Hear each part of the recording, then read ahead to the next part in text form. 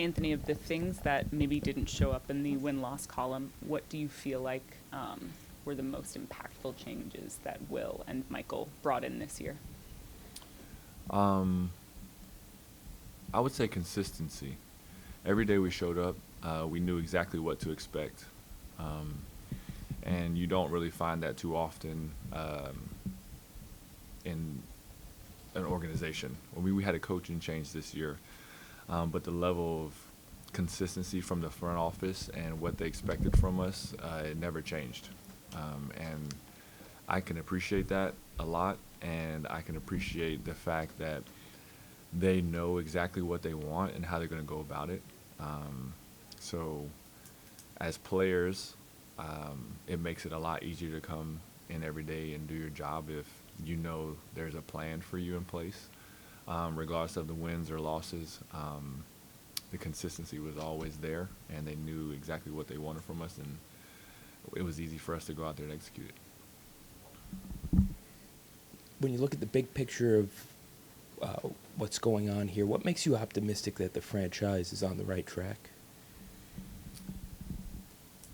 Outside of the people here are great. I can't speak highly enough of, from top to bottom. I can't think of one person within this organization that I would say, man, I don't want to go to work because I have to see that person. So I'm super optimistic about this because, again, I know what the plan and the expectations that were laid out for us, and I can see where that's going to lead us. People from the outside can't see the fact that, we're in here grinding every day. People are pushing their bodies to the limits every day, pushing their minds to the limits every day, for an outcome that they may not even be a part of. Me, myself, I may not be a part of what the success to come in the future of this organization, but I do 100% believe that this organization will be at the top of the NBA. I think it would be a gold standard for every professional sports team moving forward, and I believe that just how we've gone about business this year. And again, I may not be a part of that, but being able to be a part of the first year ever to build a foundation for what is to come, it's been exciting. AG, what allows you to have that perspective and understanding that you can be part of the process of building the house, but you potentially may not be here to see what it comes to fruition and live in the house? Where did I get that from? I did go through a similar experience in college with that.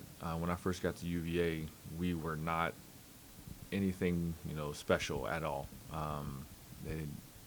They were struggling to get to the NIT.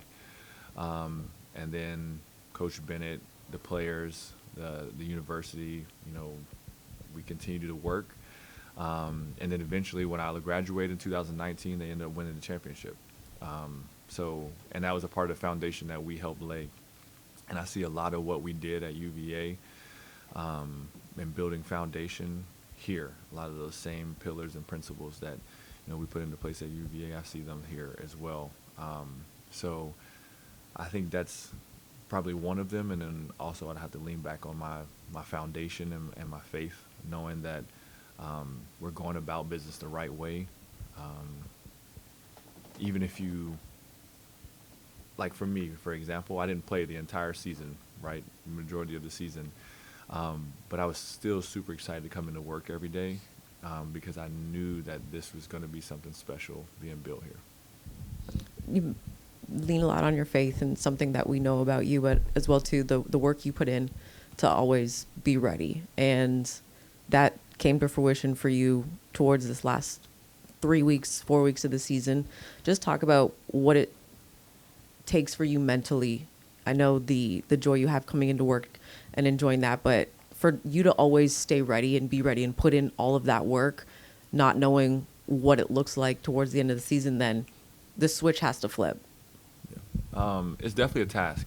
It's not easy to sit on the bench the entire season, then have to come in at the end and have no rhythm or anything like that and just go out there and perform. But I do trust the work that I put in every single day.